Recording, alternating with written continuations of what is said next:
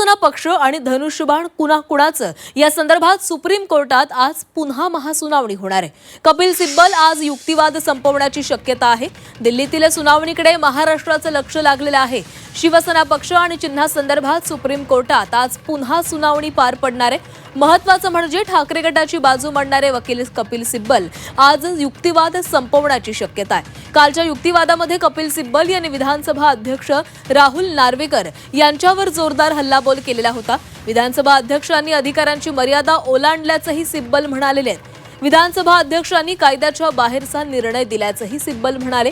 विधिमंडळ पक्ष हाच राजकीय पक्ष असल्याचा निष्कर्ष काढत राहुल नार्वेकरांनी पक्ष आणि चिन्हाचा निर्णय दिल्याचं म्हणत सिब्बल यांनी नार्वेकरांवर निशाणा साधला. त्यामुळे कपिल सिब्बल आज काय युक्तिवाद करतात हे याकडे सर्वांचंच लक्ष असणार आहे. विधानसभा अध्यक्षांनी त्यांच्या अधिकारांची मर्यादा ओलांडली. ज्या विधानसभा अध्यक्षांना अधिकार क्षेत्रच नाही त्यांनी थेट राजकीय पक्षाच्या नेतृत्वाची तुलना 1999च्या पक्षघटनेशी केली असा युक्तिवाद कपिल सिब्बल यांनी केला. या घटनेच्या आधारे पक्षाची सध्याची नेतृत्व रचना ही पक्षघटनेला धरून नाही असा निष्कर्ष विधानसभा अध्यक्षांनी काढला. वास्तविक पाहता हा अध्यक्षांच्या अधिकार क्षेत्राचा भाग कसा असू शकतो असा सवालही सिब्बल यांनी केला. अध्यक्ष हे स्वतः मान्य करतात की मी राजकीय पक्ष आहे, ही माझी संरचना आहे आणि मीच पक्षप्रमुख आहे. या गोष्टींवर अध्यक्षांचं कोणतंही दुमत नाही.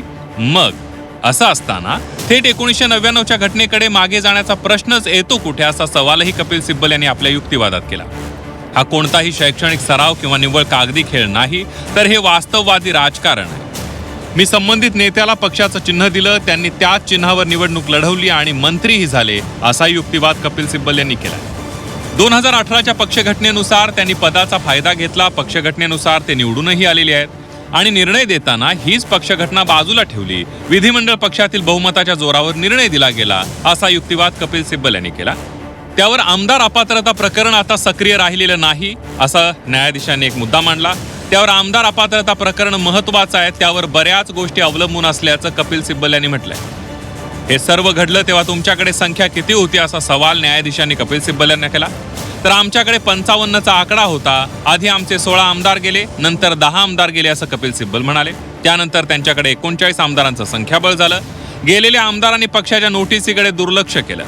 आमदारांची संख्या कमी असली तरी पक्षप्रमुख म्हणून सर्वाधिकार उद्धव ठाकरे यांच्याकडे होते. 21 जून रोजी पक्षाच्या मूळ संघटनेमध्ये कोणतेही बहुमत सिद्ध करण्याची वेळ आली नव्हती असाही मुद्दा कपिल सिब्बल यांनी आपल्या युक्तिवादात मांडला.